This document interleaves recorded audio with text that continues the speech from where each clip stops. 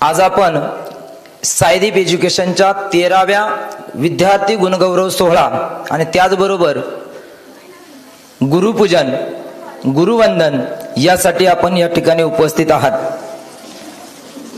2013 मध्ये सायदीप एज्युकेशनची कोथरूड येथे स्थापना झाली आणि त्यानंतर हे छोटेसे रोपटं आजपर्यंत तग धरून या ठिकाणी 2 पायावर आजही त्या रोपट्याच्या भूमिकेत उभं आहे।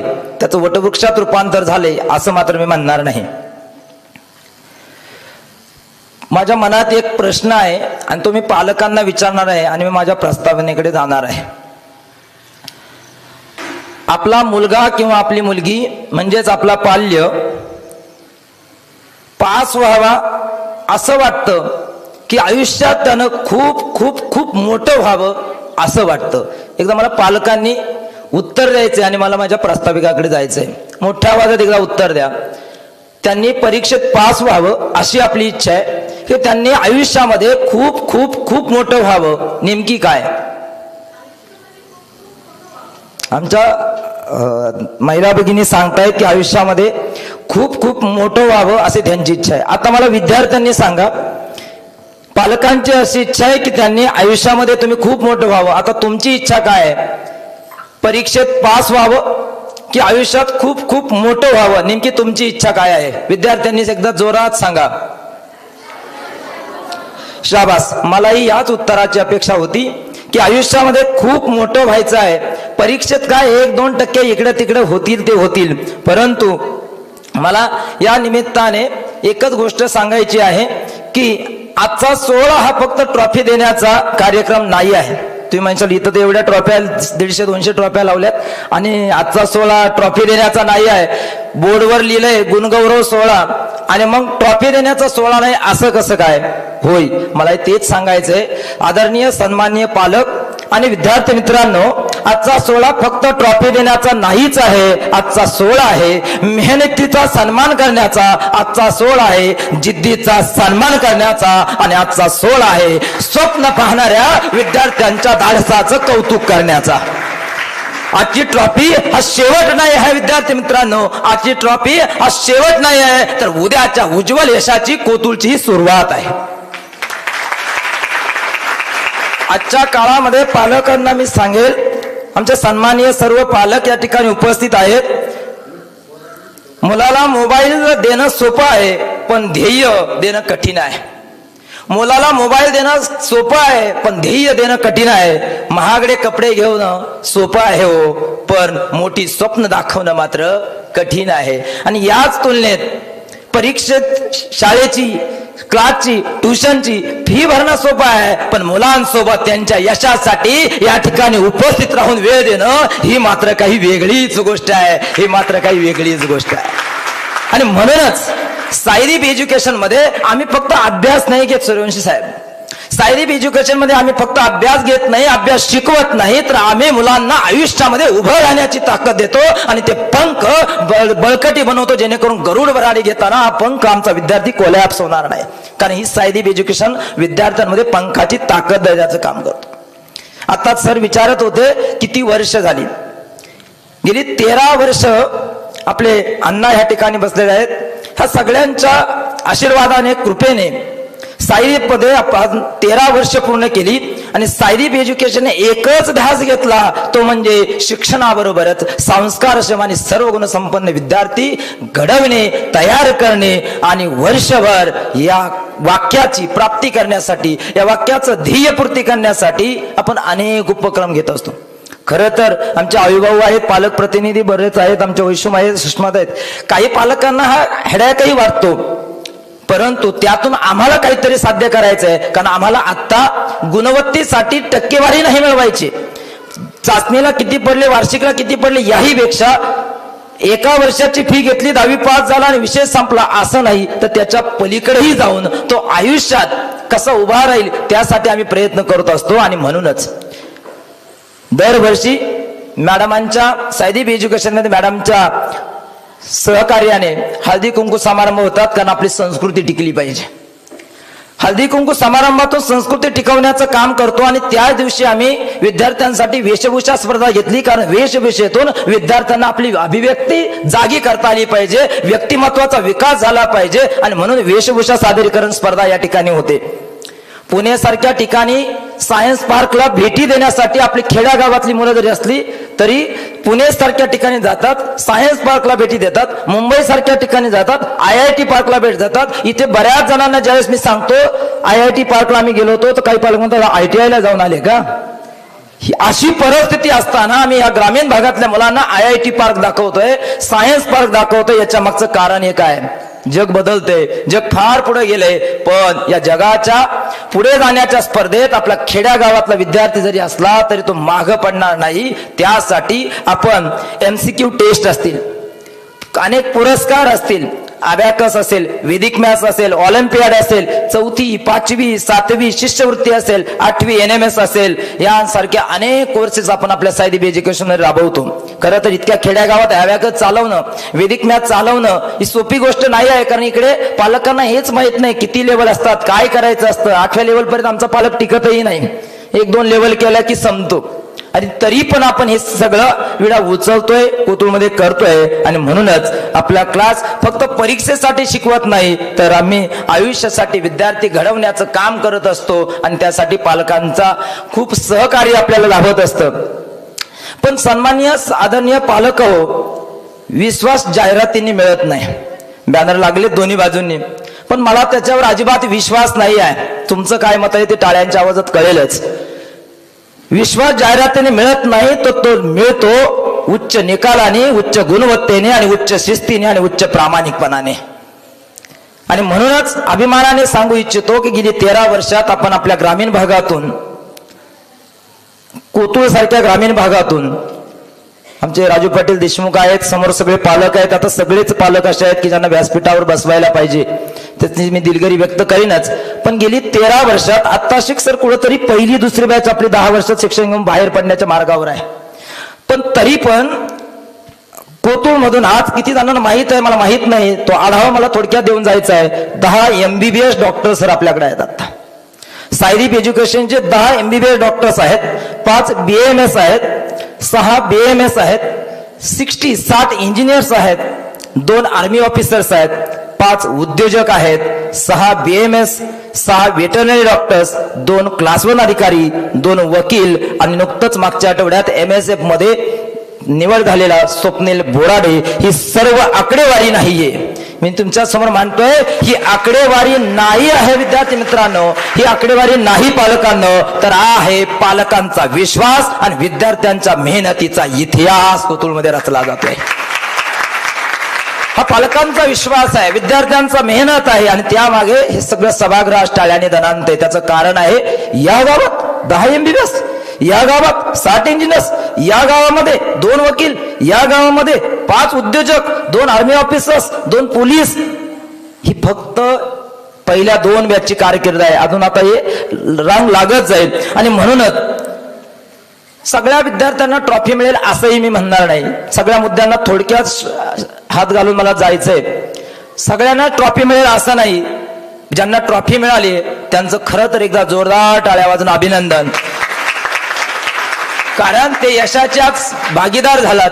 त्यांनी यश मिळवलंय, यश संपादन केलंय. पण ज्यांनी ट्रॉफ्या मिळवल्या नाही त्यांच्यासाठी खास, ज्यांनी ट्रॉफ्या नाही मिळवल्या त्यांच्यासाठी खास. आज जरी तुम्ही समोर बसून टाळ्या वाजवत असाल तरी लक्षात ठेवा तुम्ही सायदीपचे स्टुडंट आहात. उद्या याच मंचावर उभे राहून तुम्ही टाळ्या स्वीकारणारे असाल, लोक टाळ्या वाजवत असतील आणि तुम्ही स्टेजवर ट्रॉफी घेत असाल. म्हणून नाराज होऊ नका. काहींना ट्रॉफी मिळेल, काहींना नाही मिळणार, पण हे व्यासपीठ तुमच्यासाठीच आहे. आणि एक जाता जाता एकच सांगेल, एक गोष्ट कायम लक्षात ठेवा, गरीब घरात जन्म घेणं हे तुमच्या हातात नाहीच आहे विद्यार्थी मित्रांनो. गरीब घरात जन्म घेणे तुमच्या हातात नाहीच आहे, पण मोठं होऊन पूर्णपणे तुमच्या हातात आहे. मोठं होणं मात्र पूर्णपणे तुमच्या हातात आहे. परिस्थिती तुमचं भविष्य ठरवत नाही. आता जी परिस्थिती आहे, परिस्थिती तुमचं भविष्य ठरवत नाही, पण तुमची जिद्द तुमचं भविष्य घडवल्याशिवाय राहत नाही. म्हणून जिद्दीनं आपल्याला पुढे सामोरं जायचं आहे. आणि मला वाटतं सायदीपचा विद्यार्थी आहे तो जिद्दी, आत्मविश्वासू आणि चिकाटी असणार, यात शंकाच नाही. आणि म्हणूनच थोडासा पालकांकडे जाईल. आमच्या महिला भगिनींची संख्या जास्त असते, ती नेहमीच जास्त असते. महिला भगिनी संख्या नेहमीच जास्त असते, कारण बऱ्यापैकी त्यांनीच जास्त घेतलेलं असतं. बऱ्याच जणांचे मला फोन येत आहे, काहींचे, सर लागवड चालू आहे, कसं येऊ, नाही तर मग किती वाजता ट्रॉफी भेटणार, म्हणजे त्या मिनिटाला यायला आणि जायला. मी म्हटलं बघा, संपत्तीकडे लक्ष द्यायचं की संततीकडे लक्ष द्यायचं हा प्रश्न तुमचा आहे, मी कसं सांगू. आताही एक जण मला विचारते, जाऊ का सर, सही केली जाऊ का. म्हणलं सही काही मास्टरची नव्हतीच, मी काय तुम्हाला सही केल्याबद्दल काही संध्याकाळी मानधन देणार नाहीच आहे, सही करून जाऊ का, तुमचा प्रश्न आहे. तुमच्या लेकराचं कौतुक आहे, तुमच्या लेकरानं काहीतरी अचीव केलंय, त्याचं सुखाचा आनंदाचा आज क्षण आहे, आणि त्याच्या बरोबर राहायचं का नाही हे त्याच्या आईचं आणि वडिलांचं कर्तव्य आहे. तुमचा प्रश्न आहे, प्रश्न तुमचा आहे, मी कसा सांगू. आणि म्हणून पालक हो, मुलांना मालमत्ता देण्यापेक्षा, मुलांना संपत्ती देण्यापेक्षा चांगलं शिक्षण द्या, दागिने देण्यापेक्षा चांगले संस्कार देऊया. कारण चोर सोनं चोरू शकतो, चोर सोनं चोरू शकतो, चोर दागिने चोरू शकतो, चोर संपत्ती चोरू शकतो, भावंकी संपत्ती चोरू शकते, लुबाडू शकते. पण एकमेव अशी गोष्ट आहे जी तुम्ही तुमच्या पाल्याला दिली, म्हणजे ती शिक्षण, ज्ञान, जे कोणाच्याही टप्पर नाहीये चोरण्याची. आपण नेमकी ते देण्याचं काम करतात, आणि तो विश्वास ठेवून सायदीपमध्ये तुमची मुलं देत आहे, पाल्य देत आहे, त्याबद्दल तुमचंही मनापासून आभार मानेल. आणि म्हणूनच जर तुमच्या मुलांमध्ये क्षमता आहे, आदरणीय पालक हो, जर तुमच्या मुलांमध्ये क्षमता आहे, तुमच्या मुलांमध्ये जिद्द आहे, आणि तुमचा राऊत सरांवर, राऊत मॅडमवर, सायदीपवर विश्वास आहे, तर मुलांच्या यशाच्या शिखरापर्यंत पोहोचवण्यासाठी सायदीप कुठल्याही प्रकारची कसर करणार नाही, हेही प्रामाणिकपणे या ठिकाणी सांगून जातो. फक्त मुलांमध्ये जिद्द आहे, मुलगा ताब्यात द्या, आणि तो जर ताब्यात दिला तर कुठल्याही प्रकारचं त्याचं व्यक्तिमत्व घडवण्यात आम्ही तरी कमी पडणार नाही. आणि जाता जाता आमच्यासाठी प्रत्येक विद्यार्थी हा रोल नंबर नाहीये पालक हो. आज मुद्दाम सांगून घेतोय प्रास्ताविकातून, रोल नंबर नाहीये. रोल नंबर 1, रोल नंबर 2, आमच्यासाठी प्रत्येक विद्यार्थी हा रोल नंबर नाहीये. विद्यार्थी मित्रांनो, पालक हो, तर आमच्यासाठी प्रत्येक विद्यार्थी हा वैभव सारखा रोल मॉडेल असला पाहिजे, हे आपलं सायदीपचं ध्येय आहे. हा विद्यार्थी फक्त रोल मॉडेलही असता कामा नाही, कारण मला ज्ञात आहे, मॅडमांनाही ज्ञात आहे, मलाही ज्ञात आहे, म्हणजे गुरुवर्य व्यासपीठावर आहे, त्या सगळ्या गोष्टी माझ्यात भरभरून भरल्या आहेत. कारण तुमचा पाल्य, तुमचा मुलगा, तुमची मुलगी हे रोल मॉडेलच नाही, तर ते तुमच्या घराचं एक सुंदर स्वप्न आहे. तुमचा मुलगा, तुमची मुलगी म्हणजे एक सुंदर स्वप्न आहे, आणि तुमच्या कुटुंबाची एक आशा आहे, आणि त्या स्वप्नाला सत्यात उतरवणं ही आमच्या साईदीपची खऱ्या अर्थानं एक साधना आहे. आणि ती साधना आम्ही कंटिन्यू सतत करत आहोत, आणि त्या साधनेला तुमची साथ मिळते आहे. म्हणून मलाही तुमचा अभिमान वाटतो आणि स्वाभिमान देखील वाटतो. मला पूर्ण विश्वास आहे, या सभागृहात बसलेला एखादा विद्यार्थी उद्या MBBS होईल, कलेक्टर होईल, डॉक्टर होईल, इंजिनियर होईल, क्लास 1 अधिकारी होईल. नवे आता त्यांची रांग लागायला सुरुवातही झाली आहे. आणि म्हणूनच MBBS पूर्ण केलेला आज वैभव गुडे तुमच्यातलं एक स्टुडंट आयडल म्हणून स्टेजवर उपस्थित आहे. कधी कधी बडायक्या मारायच्या म्हणून तोंडी काही सांगितलं जातं, मला एवढा अनुभव आहे, माझं एवढं आहे. आम्हाला अनुभव नाही, आम्हाला काही नाहीये, पण आमचे विद्यार्थी, त्यांचा दर्जा, त्यांची प्रगती, हाच अनुभव, हीच शिस्त, हाच प्रामाणिकपणा आणि हीच गुणवत्ता.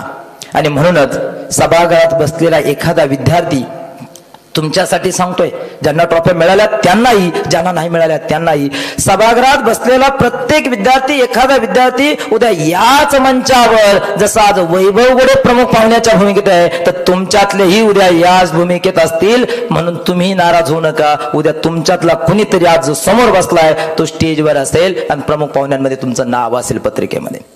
आणि म्हणून ज्या दिवशी तुमच्यातला कुणीतरी स्टेजवर बसेल, त्या दिवशी मात्र मला अभिमानाने सांगावं लागेल, त्या दिवशी सारे सभागृह टाळ्याने दंडईल की तुम्ही ज्यावेळेस तिथून इथे याल, कदाचित वैभव सांगेल त्याच्या भाषणामध्ये, तुम्ही तिथून याल त्या दिवशी खऱ्या अर्थाने तो जेव्हा त्याच्या भाषणात सांगेल की माझ्या यशाची, माझ्या स्वप्नपूर्तीची, माझ्या स्वप्नाकडे जाण्याचा प्रवास ती सुरुवात एका यशाची सुरुवात मात्र साईदीप एज्युकेशन मध्ये झाली हे सांगेल त्यावेळेस ते ऐकताना आमच्या मनात काय किलबिल असेल हे मला सांगता येणं शक्य नाहीये. आणि म्हणून स्वप्न आपण भरपूर पाहतोय, पण ती पूर्ण करण्यासाठी आमचा प्रवास स्वप्नाचा पूर्ण करताना नेमकी रस्ता कोणता निवडायचा. आम्ही प्रवास जर चुकीचा झाला तर स्वप्न काय झालंय, आज डिजिटल युग आलंय आणि डिजिटल युग आल्यामुळं स्वप्न आमची मुलं इतकी मोठी पाहतायत की सांगतात सोय नाही. स्वप्न खूप मोठी पाहतायत, पण ती स्वप्न पूर्ण करण्यासाठी प्रवास कसा करायचा, कोणत्या रस्त्याने जायचं याची मात्र थांगपत्ता त्यांच्याकडे आहे. आणि हाच थांगपत्ता त्यांना द्यावा या इच्छेने पहिल्या वर्षाच्या गुरुपौर्णिमेला आणि बक्षीस वितरणाला आपण माझे गुरुवर्य